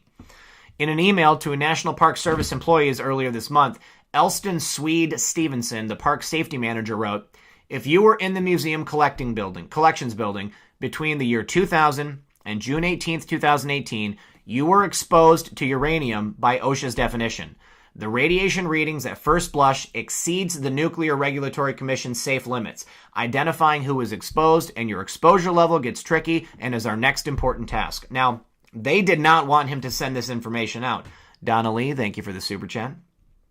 In a follow-up email to Acting Interior Secretary David Bernhardt and Deputy Inspector General Mary Kendall, Stevenson alleges that the NPS executives failed to address the urgent dangers posed by the buckets. Respectfully, it was not only immoral to not let our people know, he wrote, but I could no longer risk my health and safety certification by letting this go any longer. The 5-gallon containers held uranium specimens that were originally lodged in a basement in the park's headquarters, per the report. Later, the containers were placed in the museum building shortly after it opened in 2000, next to a taxidermy exhibit that was frequented by children, according to Stevenson. The original source of the uranium ore is unclear. Wow. So yeah, well, this is the building. If you guys ever went to this building at the Grand Canyon in the museum, you were exposed to uranium. According to Stevenson's own calculations, it's possible that children could have received radiation dosages higher than federal safety levels in a mere 3 seconds, while adults might have risked dangerous exposure in under 30 seconds. The radiation exposure could have been 400 times the adult health limit and 400 times more than the children's limit. Of particular concerns are hundreds of children attending shows in very close proximity to the radiation, Stevenson wrote in his letter. NPS staff did not discover the containers, but rather the discovery was made by a teenage son of an NPS employee. By sheer chance, the teenager was an amateur Geiger counter enthusiast and took a device into the museum last March. When presented with the Geiger counter's reading, park officials simply moved the buckets to another room in the building. Wow. Wow. Stevenson, according to his LinkedIn page, is an Army veteran of 27 years whose military jobs included risk mitigation and hazard elimination as an airfield safety officer. According to his account, he was told about the uranium during a safety inspection months after their initial discovery. Stevenson contacted NPS specialists in Colorado, but officials didn't have any Geiger counters of their own and had to purchase Ludlam meters, which have the advantage of also measuring radiation output. Stevenson, who presented to the Republic a 45-page sideshow, has created describing the situation, said that officials eventually dumped uranium into the nearby Orphan Mine, a potential Superfund site 2 miles from Grand Canyon Village. Wow. While the main threat was gone, an ancillary threat remained. According to Stevenson, the buckets that had been nearly overflowing with radiation were then returned to their previous location within the museum.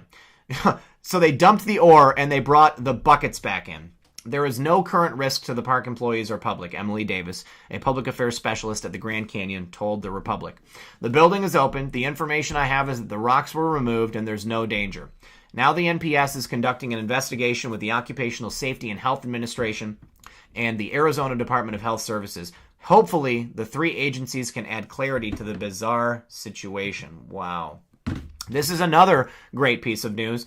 Billion-dollar bust. Kimora Lee Simmons' husband, Tim Leisner, might get locked up for many years. Things are not looking good for Kimora Lee Simmons' husband, Tim Leisner.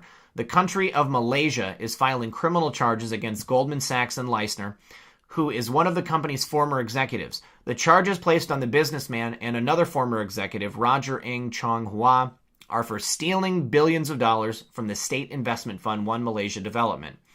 Now, this is the case that, what's his name here? Leonardo DiCaprio was involved in. Allegedly, part of the stolen money was used to finance the movie Wolf of Wall Street, as well as buy things for celebrities like jewelry, a yacht, expensive artwork, and even a transparent piano for model Miranda Kerr. Last month, Leisner accepted a plea deal and agreed to pay back at least $47 million after getting caught up in this billion-dollar money laundering scheme.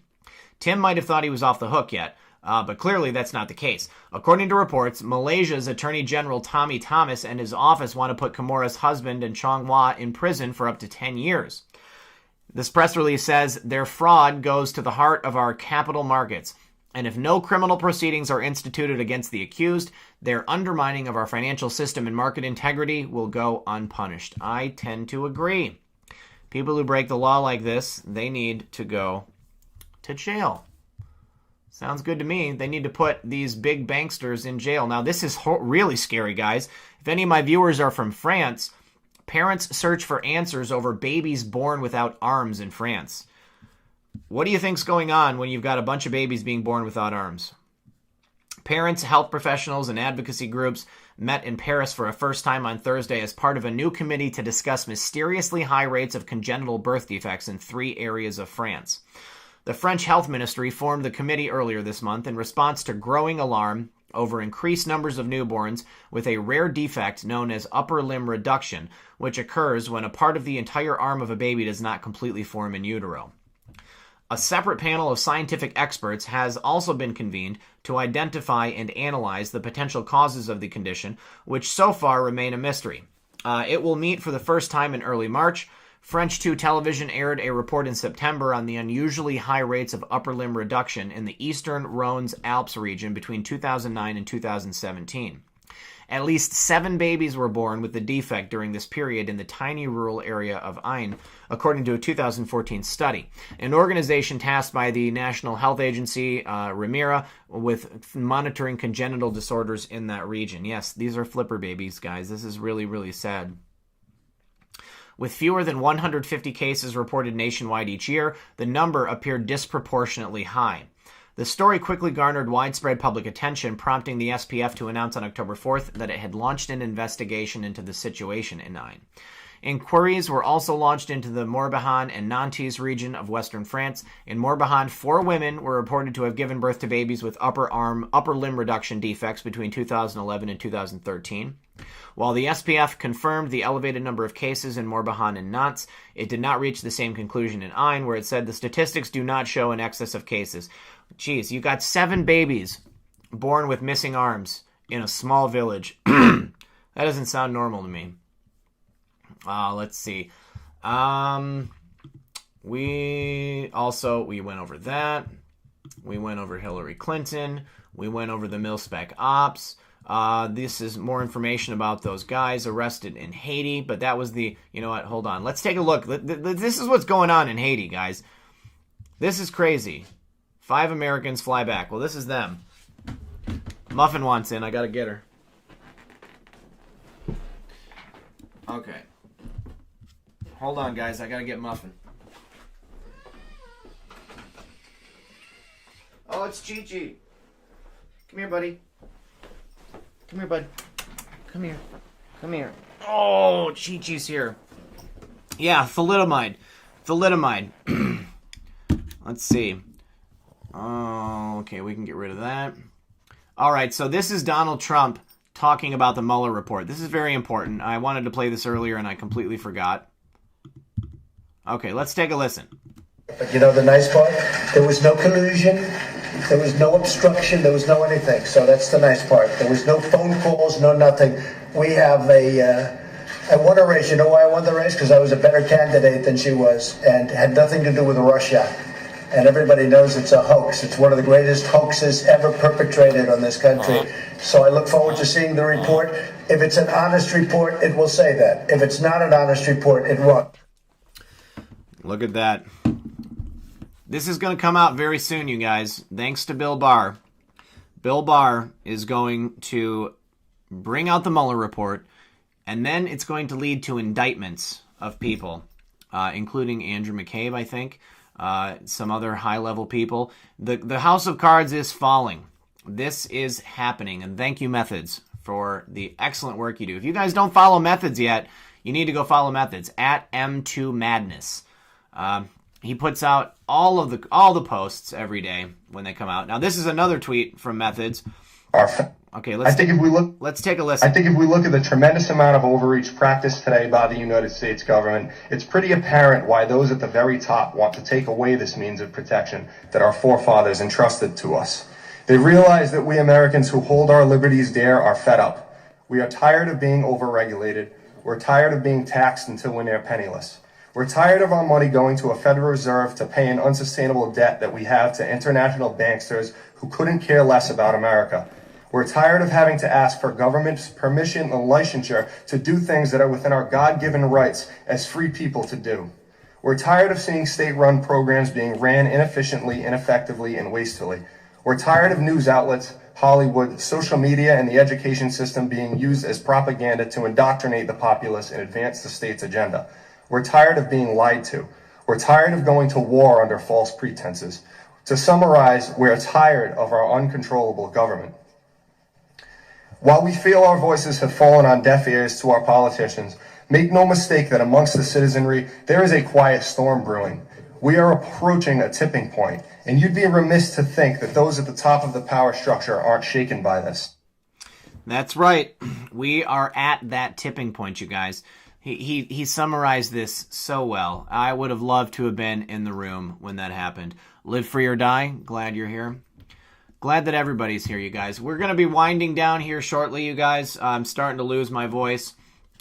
This is an interesting article from DeGraw Media. 10 mind-blowing Pentagon audit reports all Americans need to know. This is definitely an important story. Based on these U.S. government reports, as a top national security priority, Congress must fulfill their constitutional duty to begin wide-scale investigations into the epidemic of systemic corruption throughout the Pentagon. That is right. Red Pill 78, is that Cole Beasley? I closed it. I didn't know his name. It wasn't noted in the thing. You guys, I've got to. Okay, so would you guys be willing to go test something out for me? I'm going to do a stream on D Live on Sunday, and I want to test it out. I want to have it as a place that I can go and maybe do some reports that are not going to get censored. Okay. So maybe some deeper dives, maybe some things that are a little more controversial, things that we can't talk about here. So if you guys would go to D Live, what is it? Hang on, I'm gonna pull up the URL. So D Live, it's dlive.tv, dlive.tv, and you can follow me. Of course, I am Red Pill 78.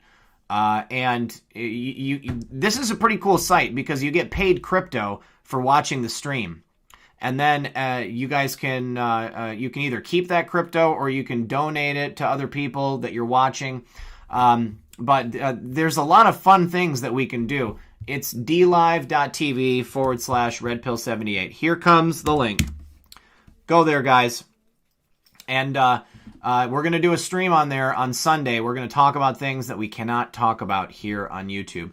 Terry says, get a Bright On account. I don't know what that is. What's Bright On? Pokey Sanchez. My God, there's this one guy who watches. I don't know where he's at.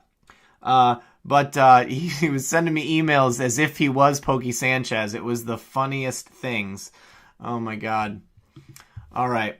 Here, let's take a look. Oh, yeah, this is something somebody wanted me to look into. Let's see. No, I think that's it, guys. I think that's it for tonight. That's all I've got. And I want to thank everyone who has stuck with us tonight. I really appreciate it. Mario says, please pray for Venezuela. Tomorrow is a dangerous day. That's right. The opposition is going to be facing off against Maduro, isn't he? Peapod's birthday is Sunday. Happy birthday, Peapod.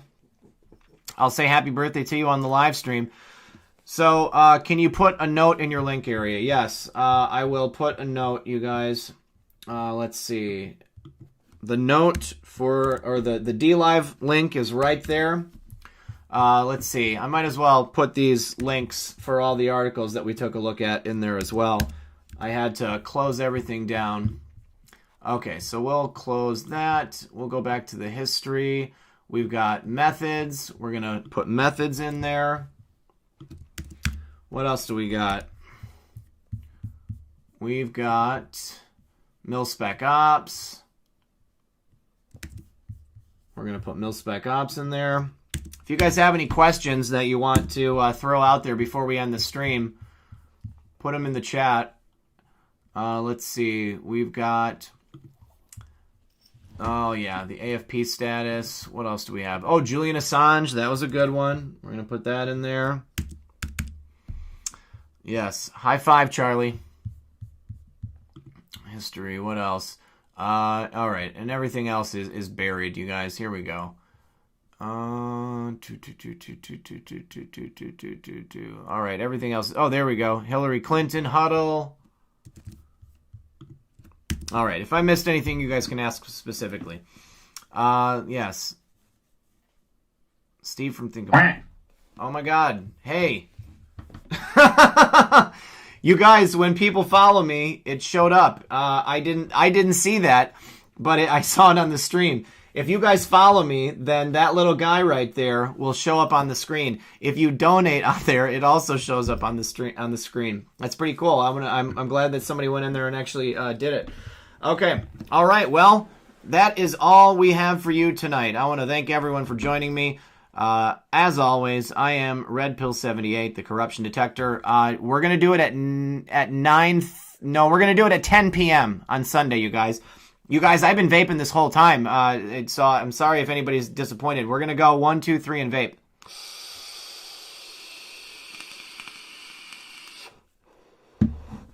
Moxie, have Owen email me at redpill78. There we go. People are signing up at protonmail.com. Moxie, that is redpill78 at protonmail.com. I'm putting it in there. All right. Yeah. Do I just go? No. Go to the link, Roger, or go to the link that I left in my in the description of the video, and you can find the link to go subscribe to me on DLive. All right. And then I'm also going to put my email in there as well. Redpill78 at protonmail.com. All right. People are following on DLive. That's pretty cool. All right. Okay, guys. So, Moxie, have Owen get a hold of me tonight. I would love to talk to Owen. That'd be really cool. All right, guys. I love y'all. Thank you so much. I love everybody for coming tonight. I love all the support you guys give me. Thank you very much for liking and sharing and subscribing. And make sure that you've got your notifications on. We are going live again tomorrow, 9 p.m. for Saturday Night Live Stream. So if anybody has any stories that they want me to check out, no, we're still doing Saturday night, you guys. Friday and Saturday, we're doing this. I'm going to try to do, I'm trying to figure out how to stream to multiple platforms, but I tried it today and it was messed up. Owen is sleeping. Okay. So that's all. Thank you very much, everyone. Good luck and God bless.